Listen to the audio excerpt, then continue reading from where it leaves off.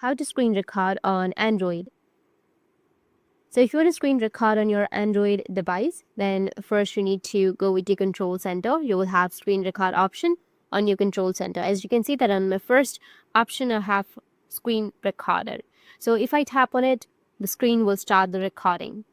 And if you've done with your recording, you need to again go with your control center and tap on it again, and it will stop the recording.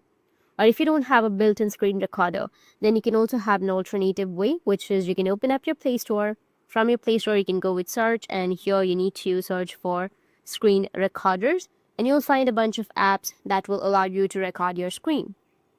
Go and download any application that you're comfortable with, which is in my case, I've installed this one. It's pretty good. You can go and install it. After installing, go with open. After opening, you need to allow the permissions and go and tap on start, which will be here on the bottom. In my case, I'm recording this video right now, so you'll have a start button. You can tap on start and your recording will start.